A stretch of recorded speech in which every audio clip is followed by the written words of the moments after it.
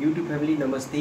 आज यस्तो मतलब यति अचम्मको कुराहरू भएको छ यहाँहरूलाई म देखाउन गइरहेको छु। अहिले भर्खरै मात्र लगभग 10 मिनेट अगाडिको कुरो हो। स्वर्ग नारायण राजवंशी भाइ, हामी एउटै घरमा बस्छौँ। उहाँ चाहिँ एउटा सफारी चालक हो। उहाँ लगभग हामी सँगै बसेको कति वर्ष भयो?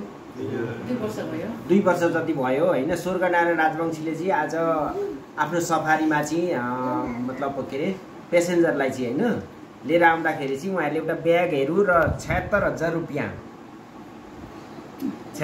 रुपियाँ सहित भेटेर चाहिँ हामी सबैको अगाडि हामी सबैजनाले चाहिँ यो पैसा हामीले ब्याग खोलेर चाहिँ जम्मा पैसा गन्दाखेरि चाहिँ 76,000 रहेछ र उहाँहरूको सबै कुराहरू छ र उहाँहरूको नम्बर सहित उहाँले चाहिँ फोन गरेर उहाँ जो व्यक्तिको हो उहाँलाई चाहिँ हामीले जानकारी गराइसकेका छौँ र उहाँ भोलि आउँदै हुनुहुन्छ। हामी सबैजनाले भेटेर उहाँले चाहिँ यस्तो तरिकाले हामीसँग सेयर गर्नुभयो यो कुरा। मैले यसरी ब्याग भेटेँ, मैले खोलेकै छैन, सबैजना बसेर खोलौँ भनेर चाहिँ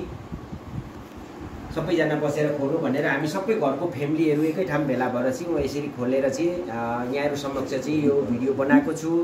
र अहिलेको समयमा पनि यस्तो व्यक्ति जुन स्वर्ग नारायण राजवंशी बुढीगङ्गा 1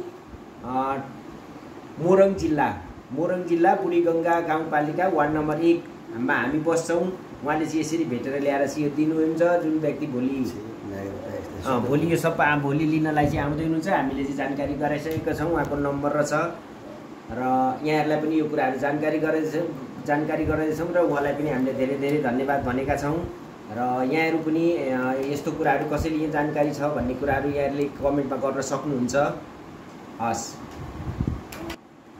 यहाँहरू पनि कोही यस्तै तरिकाले भेट्नुहुन्छ भने यसै गरी चाहिँ हजुरहरूले कन्ट्याक्ट गर्नुहोला हैन, यसरी जानकारी दिनुहोला। यहाँहरू अहिलेको समयमा पनि एउटा भाग्य के अरे मतलब धन्यवादको पात्र बन्नुहुनेछ। अहिलेको समयमा पनि यो तरिकाले जुन किसिमले चाहिँ यत्रो पैसा भेट्दा पनि उहाँ चाहिँ डरले कामिराख्नु भएको थियो। के गर्नु अब, म कसो गरौँ, मलाई डर लाग्यो भनिदिइराख्नु भएको थियो।